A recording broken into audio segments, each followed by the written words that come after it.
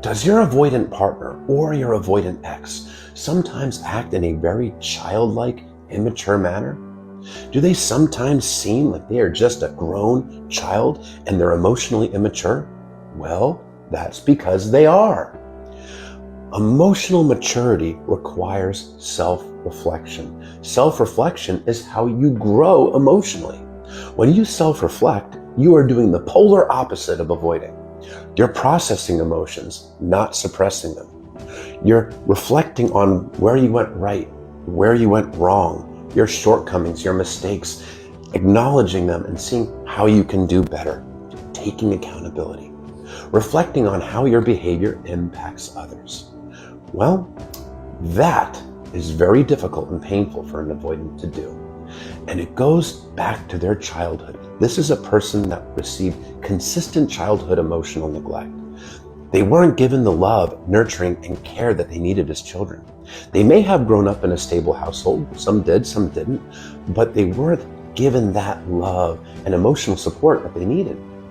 They weren't shown how to process emotions. They weren't shown how to speak about their feelings. They had to learn how to do it on their own. So what they learned to do is to avoid it, to not deal with it, suppress it, stuff it. And this includes self-reflection. They personalize that neglect and grew up to feel like there's something wrong with them, that they are unlovable, that they're defective and worthless. For a healthy person, self-reflection is a part of growth. That's how you learn to do better. But for an avoidant, self-reflection is confirming their own perceived inner defectiveness. It's not simply, I did this wrong, this is how I can do better. In the mind of the insecure avoidant, it's, I did this wrong because I'm worthless, because I'm defective, because I'm not lovable. It's too painful. They won't go there because they don't want to provoke that core wound. So what they do is they look for external things to blame their fears on, to blame their insecurities on, and to blame their behaviors on. Because if they find something externally, like their partner, work, something like that, then they don't have to take accountability. They don't have to self-reflect. They get to avoid poking at that core wound. And that defectiveness wound is a core wound of shame. Shame is a toxic emotion. It often gets confused with guilt, but it's something entirely different. Guilt is, I did something wrong. If you're feeling guilty and you did something wrong, that means you have a conscience. But guilt can be resolved because you can not repeat the behavior that you feel guilty about. And if you hurt somebody, you can make amends with the person that you hurt.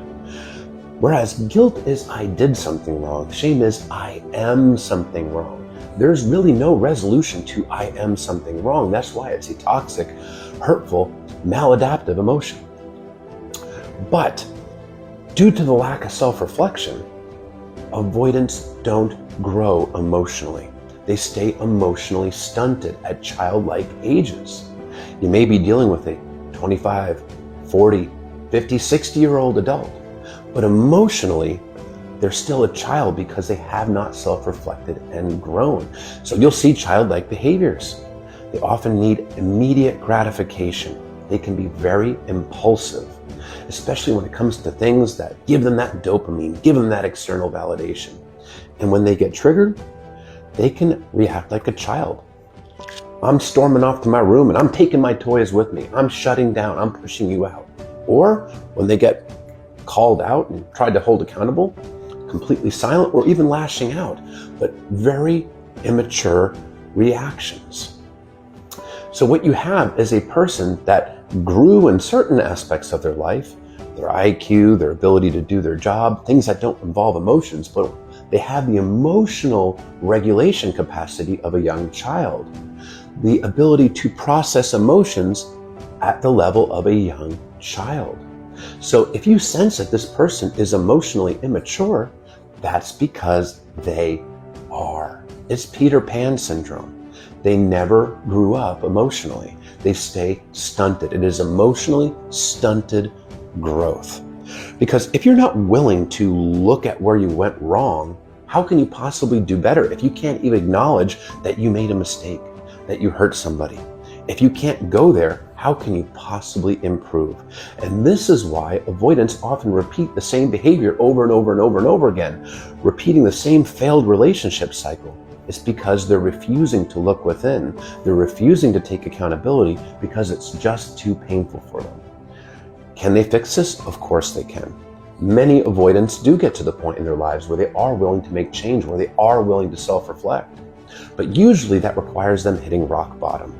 Rock bottom is different for every person. Some people don't have a deep rock bottom, some people never get there.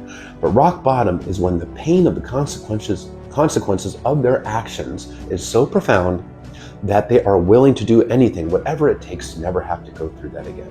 For some avoidants, that pain is losing or potentially losing a person in their life that's actually important to them, a person they care about. Some, unfortunately, that rock bottom is just so deep that they never get there. But it is very difficult to sustain a relationship with a person that has severe emotional immaturity if this person is not actively working on themselves to learn and grow.